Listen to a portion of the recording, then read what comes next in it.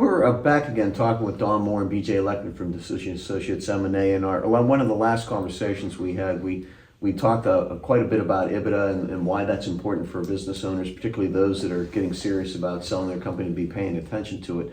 But I've run into a couple of owners who, they're running their business. It's a strong business, but the EBITDA isn't strong, and they've kind of resigned themselves to the fact that, look, I don't have a way to get my EBITDA up. I've got a really small, concentrated group of customers, and really only a handful. I know it's kind of a dangerous position to be in, but we're living with it because we've made a good living at it, and we'll just keep this going as long as we can. Are they missing something? Or is there an opportunity that they may not be thinking about? It depends, and I'm going to give you a real life example. If you think of the large household products companies, like let's use Procter and Gamble for an example. If you're a company and your EBITDA is kind of iffy, and your major customer is Procter and Gamble or one of the other big ones, and I'm not picking a statistically small example. I'm saying that those large companies like Procter and Gamble love to have someone who Procter and Gamble is their 90% customer, and because then they can control them. Procter and Gamble and those other companies very seldom take on new major suppliers. And so the only way to get into the system for those national and worldwide household products companies is to buy somebody that's in there. And so if you're a fairly large company and you buy this smaller company, the mediocre EBITDA doesn't make any difference to you.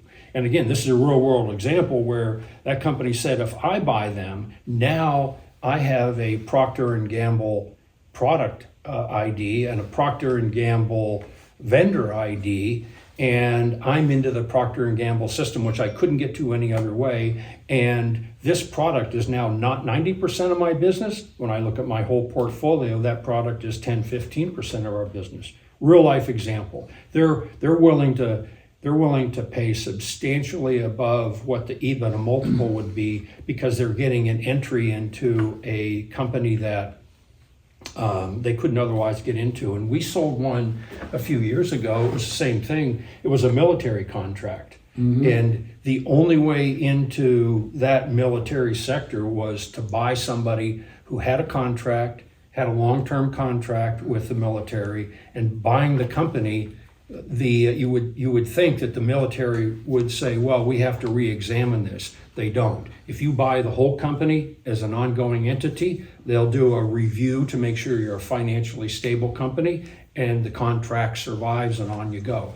Right. And that company really, its EBITDA wasn't spectacular, but we negotiated a very good purchase because the buyer really wanted entry into the military sector, and they didn't want to spend 7 years doing it.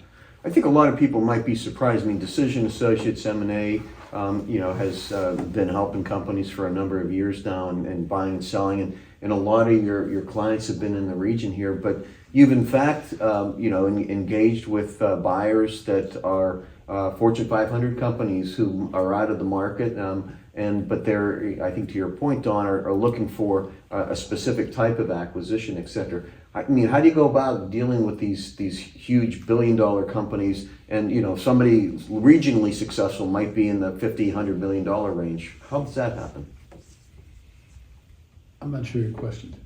Well, I'm just wondering, your ability to deal with these Fortune 500 companies versus selling it to another maybe family-owned business. Okay. Yeah, so we've dealt with large Fortune 100 companies, large European companies, but at the end of the day, they always have an acquisition department, and that's usually one or two individuals, and we work with them. It's a longer process. There's more government regulation that we have to go through with them, but it's a matter of experience. They're really not any more difficult to work with, other than the bureaucratic part of it, than working with say a family company. Yeah, if you put aside and don't focus on the fact that it's a a Fortune 100 company and focus instead on their people and we're people. And there's a few of them and there's fewer of us, but we know the client and they don't. So it's, if you let yourself get into the, oh my God, look how big they are and they're gonna crush little us, you'll go nowhere. But if you just focus on the fact that there's a specialist there, there's a specialist here, make sure we have the right attorney on our team, make sure we have the right accounting firm on our team, and it's really parity. It's BJ and I negotiating with their people on their side, and the scale goes away. It really does. Yeah. It does. Well, let's clarify though, we're not talking about private equity firms. And that's a different animal. Maybe you can touch on that a little bit about why that's probably not something that you guys would consider for any of your clients. We wouldn't consider it unless there was some synergy. Going back to the 1 + 1 = 4 or 5. If there's no synergy, if there's no added value to buying this company, if it's just an investment play and it's going to be flipped in 5 years, it doesn't work. So I don't think we dealt with too many investment companies over the years. Most of the people are going concerns, businesses that have products, that have distribution, that have staff, and that's where they really leverage the acquisition. Yeah, the leverage is always higher with those strategic buyers, and they're willing to pay more. But there's also a part, and this might sound hokey, but we're really dedicated to trying to find a buyer who's going to keep that company here, keep the employees in place, keep that facility, and grow it in whatever community it's in.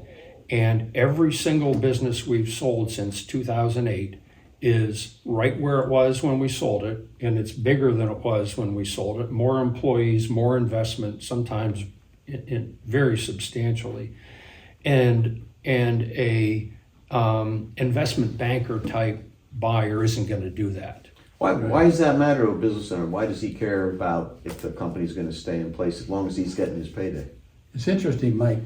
We take a survey, and believe it or not, most sellers are less interested in the price and more interested in their valued employees. These are the folks that got me here. It was my baby. I started it was small. These people stuck with me through hell and high water, and I'm not going to leave them dry. So I want the business to stay here, and I want to give my employees opportunities to grow with the new entity. That's very important. Yeah, more than one of them, if not most of them, have said, I'll take a little bit less money if you can find a buyer that'll keep it here. They really care about their employees and their community. Yeah. Right.